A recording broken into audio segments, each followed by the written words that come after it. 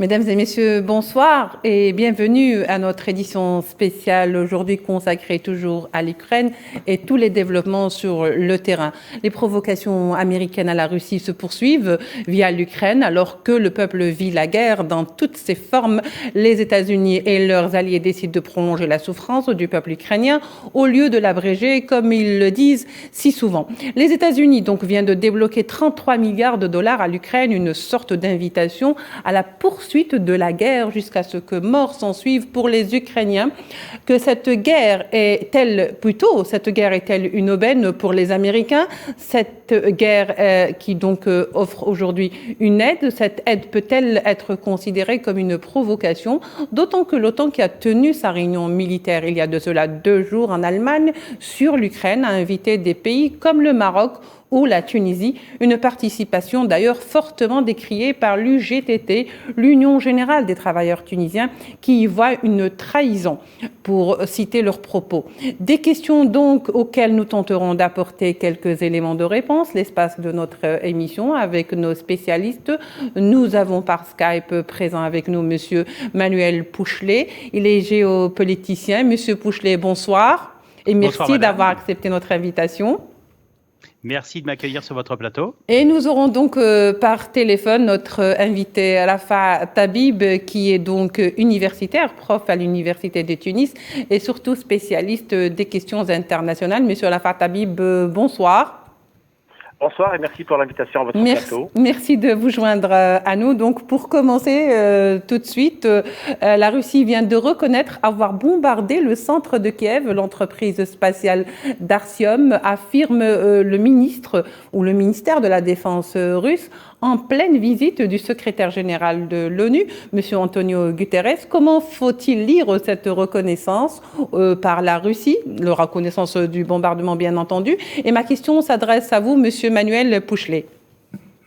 Écoutez, de toute façon, un bombardement n'est jamais un acte anodin. Et pour M. Poutine, c'est la démonstration qu'il est bien maître du territoire de l'Ukraine pour l'instant.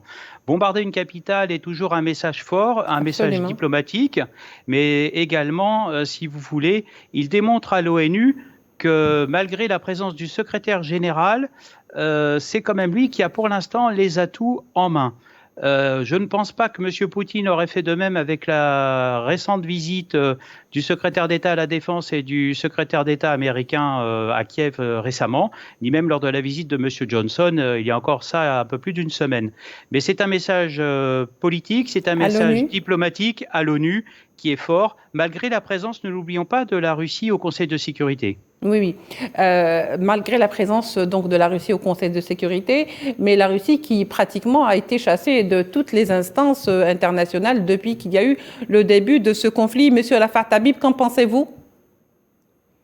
Monsieur Rafa Tabib? Sauf que ce que je suis en train de remarquer, c'est que la Russie maintenant est entrée dans une phase de guerre dans laquelle elle fait des démonstrations de force et de puissance de feu, de même qu'une réorganisation de ses objectifs sur le terrain. Apparemment, la date du 9 mai se rapproche, cette date fatidique pour les Russes qui voudraient en faire encore une journée mémorable dans leur histoire militaire et dans leur histoire en Europe.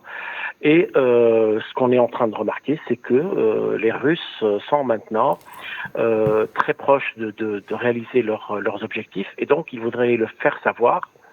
Et surtout que apparemment dans les milieux dans les hautes sphères de la politique russe, il y a une volonté d'en faire, de mettre un terme à la propagande occidentale qui est en train de présenter la guerre sous un autre angle qui n'a strictement rien à voir avec les réalités sur le terrain. Donc cette attaque est venue participer à ce qu'on appelle l'effort de la propagande armée de la part de la Russie. Oui, alors comme le disait notre ami donc Monsieur Manuel Pouchelet, ce n'est pas anodin que ce bombardement qui a été donc sur le centre de Kiev et dont les Russes parlent de frappe de haute précision, c'est-à-dire qu'ils savaient très bien l'endroit qu'ils ciblaient et qu'ils savaient pourquoi ils le ciblaient. Alors bien sûr on parle d'un message à l'ONU, bien sûr Monsieur Pouchelet, quel est ce message que aujourd'hui plus précisément Poutine voudrait que les Occidentaux comprennent? Alors, je pense que le message a plusieurs significations. Monsieur Poutine s'adresse aux Occidentaux, in extenso aux Américains, puisqu'on parle de l'OTAN et des tergiversations, qui pourraient dire des tergiversations de l'OTAN, parce que n'oublions pas, si vous voulez, l'OTAN est quand même pour l'instant le bras armé de l'Union européenne qui tarde à se décider sur un outil de défense commun. Et pour l'instant, c'est l'OTAN qui a, depuis la disparition du pacte de Varsovie, assuré cette forme de sous-traitance. Oui. Monsieur Poutine, comment dirais-je, est vraiment déterminé dans son action. C'est un homme qui, pour le moment, maîtrise le terrain, s'aperçoit en réponse, ce bombardement est une réponse aussi aux dernières déclarations occidentales et européennes qui poussent tous les pays de l'Union européenne à envoyer du matériel militaire lourd et offensif pour justement contrecarrer les plans de Moscou. Et M. Poutine nous adresse ce message en disant « c'est une zone où je maîtrise l'espace aérien, je suis capable de frapper fort avec des frappes dites de précision, ce qui fait penser un petit peu, vous savez, au discours qu'on avait eu pendant la guerre du Golfe, au moment où les missiles américains avaient des degrés de précision impressionnants lors du bombardement de Bagdad. Vous voyez, on a un petit peu cet état d'esprit qui nous anime aujourd'hui dans cette crise ukrainienne. Mais M. Poutine, de toute façon, est déterminé. Il veut forcer les Occidentaux peut-être à faire un mauvais pas pour justement justifier d'autres actions militaires ensuite. Oui. Alors, faites bien de le dire, puisque de toute façon, le président ukrainien Zelensky avait saisi l'occasion au vol, je dirais presque, pour dénoncer cette frappe, ces bombardements, mais également pour parler d'une offense. Il qualifie ça comme une offense à l'ONU. Est-ce que c'est pas une façon, j'allais dire, plus ou moins de titiller un peu l'émotion de Guterres et de dire, voilà, même en votre présence, on vous respecte pas. C'est un peu ça. Et donc, il faut absolument, je dirais, soutirer une réaction parce que c'est un petit peu aussi, traditionnellement parlant, depuis qu'il y a eu cette offensive, le comportement de Zelensky. Monsieur Pouchelet.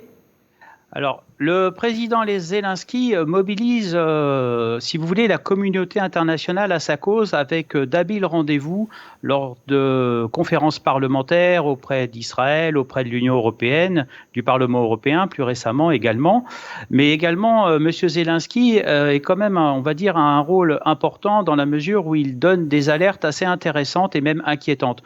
On a pu le voir sur l'ordre du jour des opérations, le journal de marche des opérations de l'armée russe. Et il y a encore ça à peine 2 semaines, Lviv, donc la ville qui se trouve à l'ouest de l'Ukraine, a été bombardée par les forces russes, justement parce que c'est ici que se préparent les concentrations occidentales d'aide, si vous voulez, pour ensuite les acheminer sur le terrain. Oui. Maintenant, le président Zelensky donne ses outils, est un excellent communicant. Maintenant, force est de constater qu'au côté russe, vous remarquerez bien que M. Poutine ne s'exprime pas. Soit il fait parler son ministre des Affaires étrangères, M. Lavrov, oui, soit éventuellement son porte-parole du Kremlin. Mais pour l'instant, M. Poutine est concentré sur son opération dite spéciale, donc il faut aussi bien prendre en compte les mots et pondérer ces mots-là, sur l'Ukraine. Et pour l'instant, les objectifs sont tenus. Même si on a entendu parler d'un retrait, mais vous l'avez mentionné tout à l'heure, l'histoire du rendez-vous du 9 mai est vraiment très important.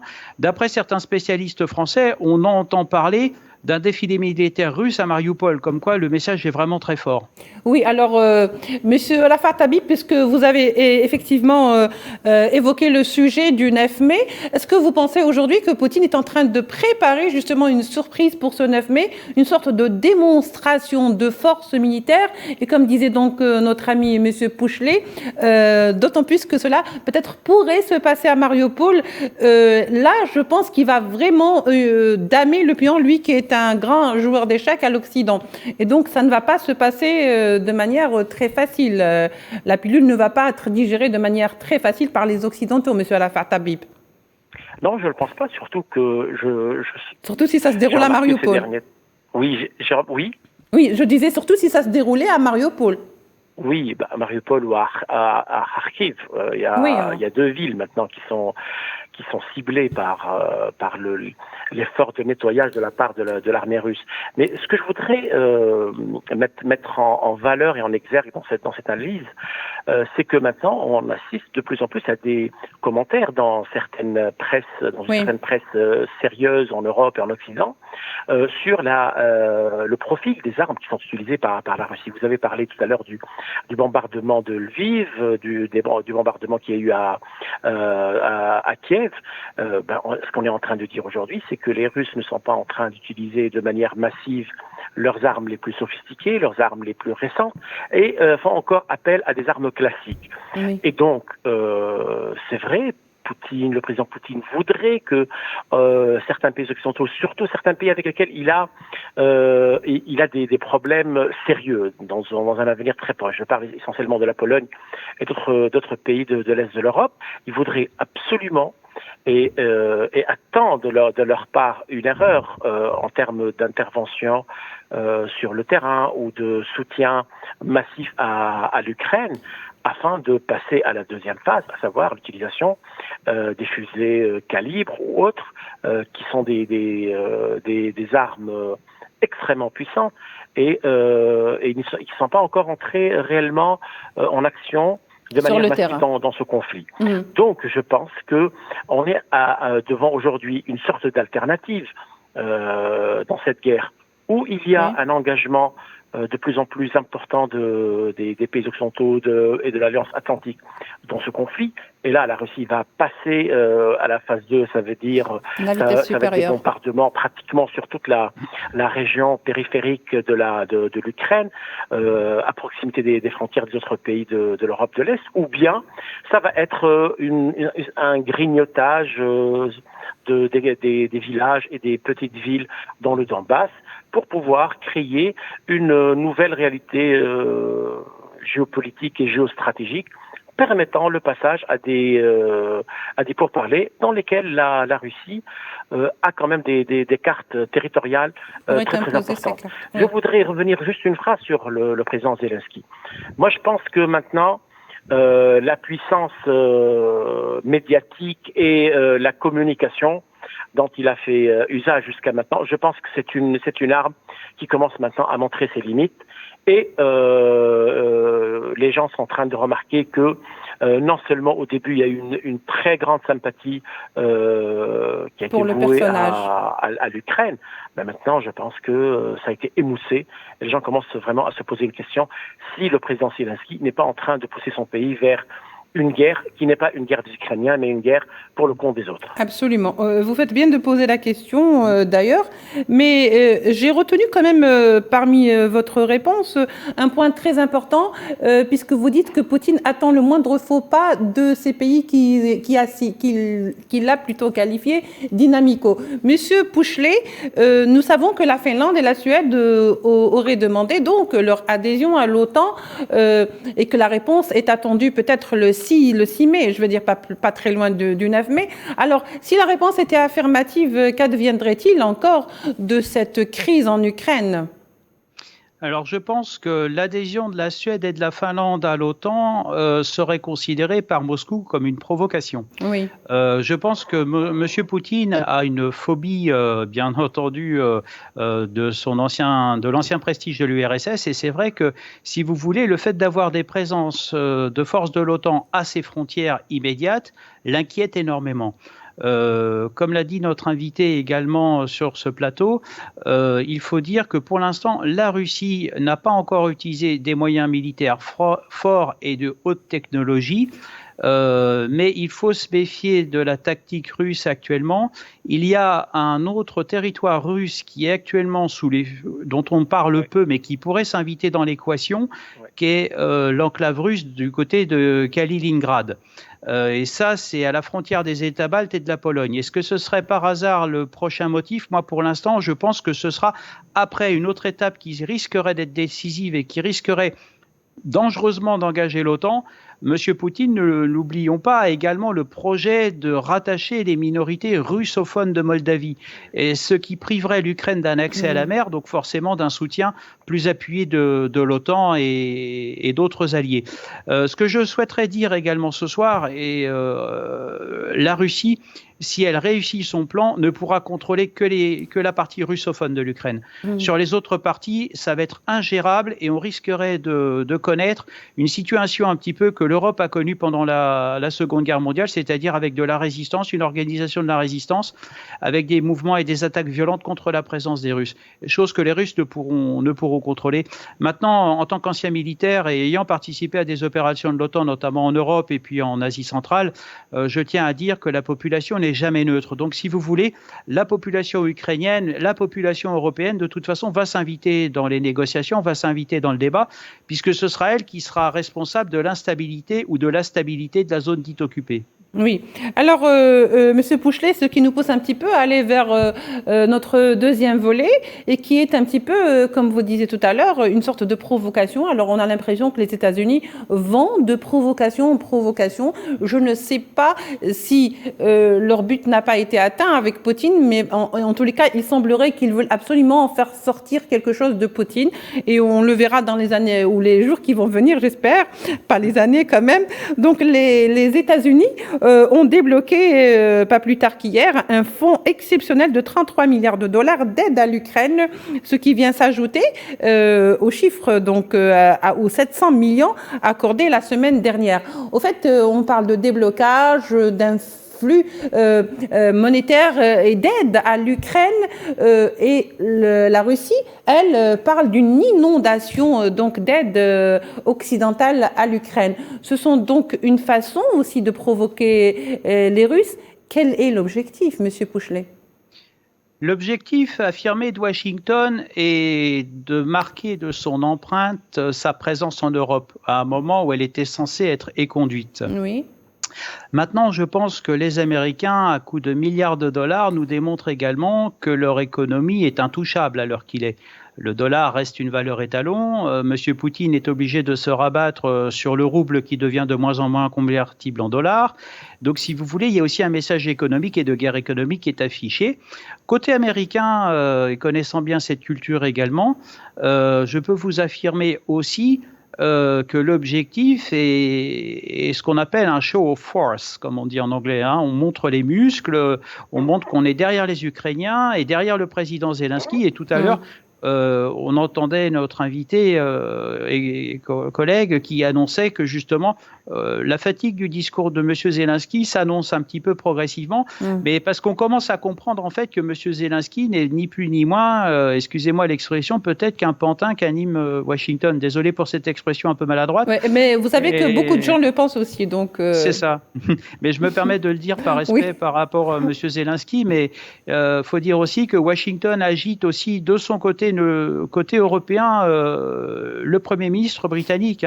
Depuis qu'il y a le Brexit, Londres est devenu une tête de pont de Washington en Europe, qui a été bien sûr orchestrée par l'administration de M. Trump précédemment. Donc si vous voulez, là on se retrouve avec deux acteurs qui sont les représentants de Washington direct sur le terrain face à la Russie. Et M. Poutine, pour l'instant, fait preuve de tempérance, mais je souhaiterais aussi rebondir sur une chose, c'est que les Américains sont des joueurs de poker. Donc il y a un poker menteur, et je vous rappelle que M. Reagan, avec le programme de la guerre des étoiles dans les années 80, avait quasiment asséché l'économie de l'URSS en leur faisant croire à ce programme-là. Et je me demande si M. Poutine, qui est un joueur d'échecs, n'a pas un, voire deux, voire trois coups d'avance pour justement contrecarrer les plans de Washington. Maintenant, c'est une escalade dont on ne maîtrise pas encore la fin. Aujourd'hui, il est très difficile de se prononcer sur l'issue de ce conflit, sur éventuellement les pourparlers, mais de toute façon, les régimes autoritaires, ce qu'il faut noter en 2022, c'est que maintenant, les régimes autoritaires, que ce soit l'Iran, que ce soit la Russie, que ce soit la Chine ou d'autres régimes de pétromonarchie dans le Golfe, au Moyen-Orient, on m'attend quasiment tous les atouts, aussi bien militaires et économiques, pour contrecarrer les plans de Washington, et c'est important de le mentionner ce soir. Oui. Alors, très bien, Monsieur Pouchelet. Je me tourne vers vous, Monsieur Arafat Habib. Que pensez-vous justement de ces aides qui se rapprochent de plus en plus en l'espace d'une semaine? Donc, l'Ukraine a bénéficié d'un 33 milliards de dollars, plus les 700 millions dont il avait donc joui il y a une semaine.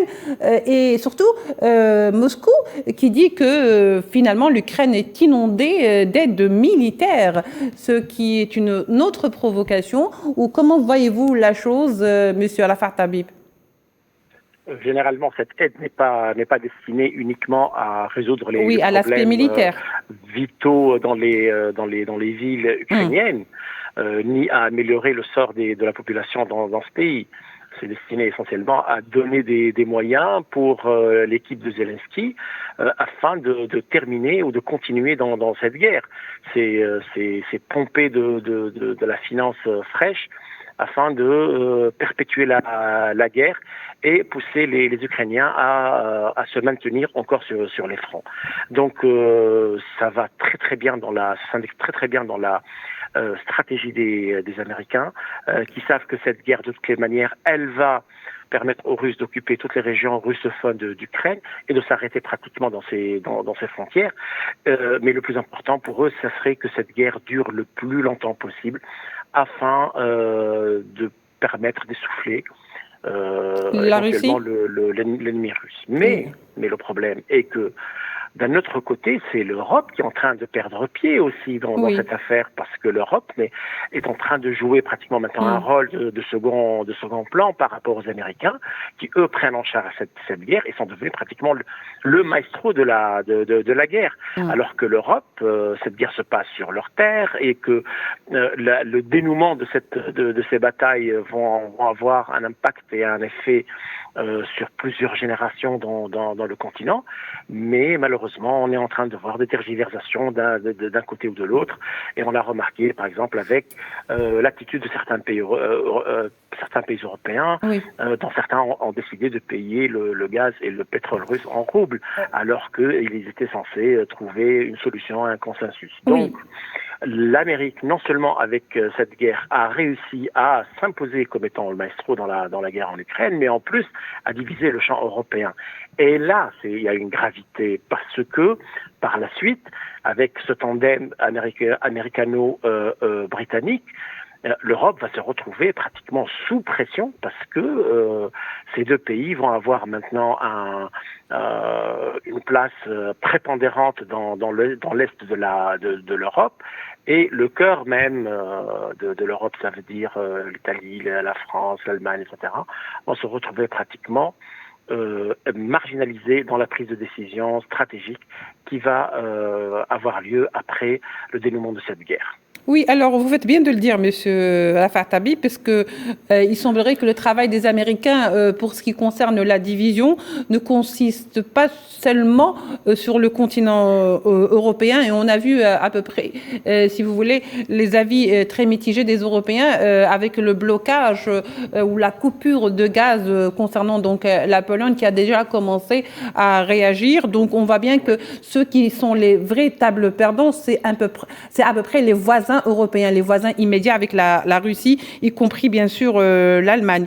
Mais il y a aussi le troisième point, et c'est un petit peu aussi le troisième chapitre de notre émission, le fait qu'aujourd'hui l'OTAN, qui a décidé de tenir sa réunion militaire sur l'Ukraine en Allemagne, il y a de cela à peu près 2 jours, 3 jours, voire, a décidé d'inviter des pays non conventionnels, c'est-à-dire des pays qui n'ont rien à voir avec cette crise ukrainienne, d'autant plus qu'ils ne sont pas membres, c'est-à-dire des pays comme la Tunisie ou le Maroc. Alors le Maroc, on pourrait comprendre, puisque dès le début, le Maroc a joué le jeu avec l'OTAN, mais également avec les États-Unis. Mais un pays comme la Tunisie, beaucoup d'experts se posent quand même la question, qu'est-ce qu'un pays comme la Tunisie va faire dans une réunion, d'autant plus militaire, sur l'Ukraine? Monsieur Arafat Habib, quel commentaire faites-vous là-dessus? Eh bien, j'aimerais rappeler que depuis 2015, la Tunisie a signé à Washington un accord stipulant que la Tunisie est un partenaire stratégique de l'OTAN, de l'Alliance Atlantique, sans en être membre. Donc c'est un accord qui date pratiquement de 7 ans. Et c'est un accord qui était en sourdine, ça veut dire qu'on n'a pratiquement jamais profité, ni au niveau de la lutte contre le terrorisme, ni dans la gestion du chaos libyen qui est à notre frontière. Oui. Et pourtant, ce qu'on a remarqué dernièrement, c'est que les Américains, non seulement pour des attitudes d'ordre politique, ont décidé de couper en deux les aides militaires à la Tunisie, mais en plus, ils appellent du pied à ce que la Tunisie participe à ce genre de réunion où notre pays ne sera en fait qu'un chiffre additif, sans véritable apport réel sur le terrain. Et ça me rappelle un peu ce qui s'est passé au début de la guerre du Yémen, lorsque la Tunisie a été citée comme étant faisant partie de l'alliance arabe aux côtés de l'Arabie Saoudite et des autres pays du Golfe. Le Conseil alors que la Tunisie n'a jamais participé à cette bataille. En plus, maintenant on est en train de se poser une question. Non seulement la Tunisie est en train de payer la facture lourdement de cette guerre en Ukraine, mais en plus quand on voit que la Tunisie est en train d'être traitée pratiquement de manière totalement indigne de sa place et de son rôle stratégique dans la sécurité de la Méditerranée, lorsqu'elle a demandé un prêt de 4,5 ou 4,3 milliards de dollars à la Banque mondiale et que les Américains ont pratiquement levé la main pour dire on est presque dans une situation de veto, alors que l'Ukraine et d'autres pays sont en train de recevoir, comme je l'ai dit tout à l'heure, une avalanche des milliards de dollars d'aide, oui. Qui sont 100 fois beaucoup plus importants. Donc, non seulement en Tunisie, on a très très mal accepté la chose, mais surtout, le débat maintenant est ouvert. Si on va accepter maintenant cet héritage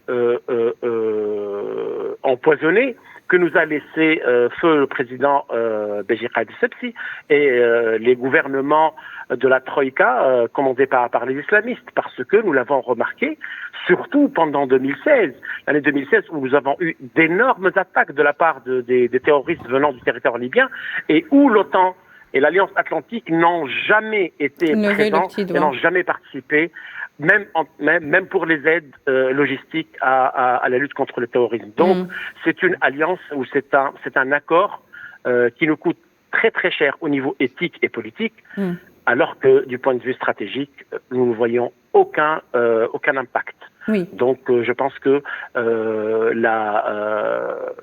la déclaration de l'UGTT, et quand on dit l'UGTT, on parle d'1 million d'affiliés. Je pense que l'UGTT n'a en fait fait que ouvrir le bal, parce que maintenant on va remettre en cause en Tunisie toutes les forces patriotiques vont remettre en cause cet accord avec l'Alliance. Oui, effectivement, l'UGTT, je rappelle que c'est l'Union générale des travailleurs tunisiens qui avait dénoncé dès l'annonce de cette information ou de la tombée de cette nouvelle, avait dénoncé, avait qualifié justement cette participation de la Tunisie de haute trahison, pour citer donc leurs propos. Ce qui me permet un petit peu d'aller vers Monsieur Manuel Pouchelet. Monsieur Manuel Pouchelet, est-ce que vous ne pensez pas aujourd'hui que les États-Unis sont en train de jouer, je dirais entre guillemets, un très mauvais jeu dans le monde, à savoir essayer ou tenter de scinder le monde entre des gens qui seraient donc partisans des États-Unis et donc de la crise ukrainienne, et d'autres qui seraient pro-russes et donc automatiquement les ennemis des États-Unis. Est-ce que vous ne pensez pas que ce jeu pourrait être dangereux pour les Américains ? Alors les Américains, il faut le savoir, connaissent des échecs depuis quelques années. On a pu assister en août dernier à leur retrait de Kaboul, en Afghanistan.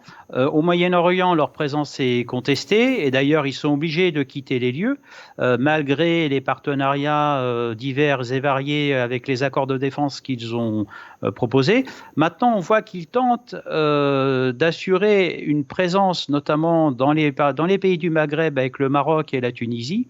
Mais en effet, ça pourrait être un cadeau empoisonné pour ces pays-là, parce qu'en fait, les Américains ont besoin d'une tête de pont également en Afrique pour contrecarrer les plans de Moscou. Et ça, il faut que les téléspectateurs le comprennent également. Maintenant, cette bipolarisation ou tripôle que l'on peut voir entre la Russie, la Chine, les États-Unis, nous fait dangereusement penser à éventuellement un futur non-alignement comme on a pu le connaître à la conférence de Bandung. Mais ce qu'il faut noter pour ce soir, c'est que actuellement les Américains s'immiscent dans les affaires européennes parce que l'Union européenne est incapable de prendre en charge ces questions de défense, comme je l'avais souligné. C'est une question sur laquelle moi j'avais été amené à travailler il fut un temps et dont malheureusement je n'ai jamais vu le résultat. Maintenant, message fort des Américains, la réunion s'est tenue à Ramstein. Il faut savoir que Ramstein est une base logistique en Allemagne qui alimentait les in et les out du territoire afghan et également pendant la guerre en ex-Yougoslavie. Vous voyez, on a encore ce parallèle avec une guerre en Europe où les Européens sont incapables de trouver des solutions. De se gérer. Et je rappelle, voilà, et ce sont les accords de Dayton signés par Bill Clinton qui ont mis un terme à cette guerre. Donc, si vous voulez, les Américains, tant qu'ils peuvent faire de l'immixtion et créer des différends, cela fait marcher la machine à cash du marché de l'armement, qui est une économie chez eux qui est très forte, surtout depuis 1945, cette période de guerre froide et cette nouvelle période d'instabilité, de volatilité permanente que nous connaissons. Maintenant, il faut aussi que du côté européen, il y ait des prises de conscience d'action et de mode d'action. Je peux vous garantir que le président français s'y attelle et s'y accroche. Actuellement, il va bientôt terminer la présidence de l'Europe et passer le témoin prochainement. Mais sachez une chose, la France est très impliquée dans les questions de défense et de sécurité.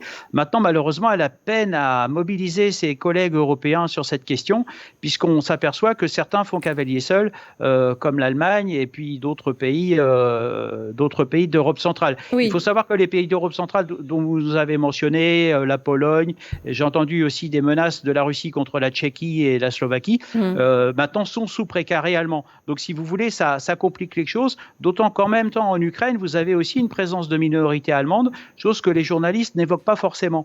Et si vous voulez, le rôle de la France, le tandem franco-allemand et éventuellement britannique, ne pèse pas beaucoup par rapport au rouleau compresseur américain, si je puis me permettre cette expression, en tout cas. Est-ce que vous ne pensez pas, M. Pouchelet, puisque vous parlez effectivement de cette autogestion des Européens qui semblerait être en perte de vitesse depuis cette crise en Ukraine et qui a montré effectivement beaucoup de lacunes, est-ce que vous ne pensez pas que c'est parmi les buts de cette offensive sur l'Ukraine, et je ne dirais pas les buts russes, mais je parle des États-Unis, c'est-à-dire que est-ce que vous ne pensez pas qu'aujourd'hui, si les États-Unis font perdurer cette guerre à coups de milliards qui sont pompés à l'Ukraine, c'est également une façon un petit peu d'amoindrir l'Allemagne, parce que l'Allemagne, il faut le dire quand même, était un pays européen assez puissant et qui avait toutes les chances depuis donc de réussir sur le plan de la coopération avec la Russie. Est-ce que vous ne pensez pas que ça fait partie justement de ce but ? Écoutez, simplement pour vous dire que la Russie et l'Allemagne ont des liens historiques très étroits depuis de nombreuses années. Le projet Nord Stream 2, donc d'oléoduc et de gaz, bien sûr pour l'Allemagne et bien entendu les pays du Benelux, est un projet qui a capoté. Est-ce que cette guerre en Ukraine n'est peut-être pas, on va dire, une tentative de Washington de déstabilisation de l'Union européenne?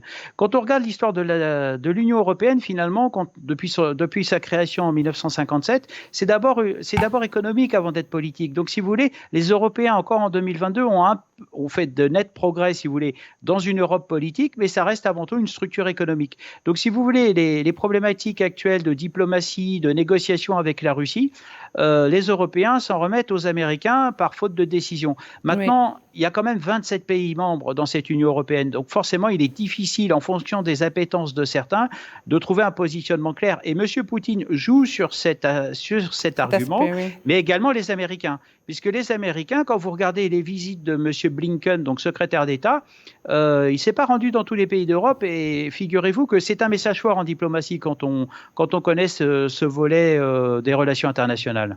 Oui, il ne s'est pas rendu non plus dans tous les pays du Maghreb lorsqu'il avait fait sa tournée donc le mois passé. Monsieur Pouchelet, je vous remercie. Monsieur Manuel Pouchelet, je rappelle que vous êtes géopoliticien. Je vous remercie d'avoir accepté notre invitation et je vous remercie également de nous avoir enrichis par votre éclairage. Monsieur Rafat Habib, vous êtes universitaire, professeur à l'université, mais également spécialiste des questions internationales, en particulier la question libyenne. Monsieur Rafat Habib, merci d'avoir participé avec nous à notre émission. Messieurs, merci. Et mesdames et messieurs, je vous remercie également de nous avoir prêté attention. Tout de suite ou dans quelques instants, le journal en français qui vous est présenté par Fatma Mhani. Quant à moi, je vous laisse et je vous dis au revoir.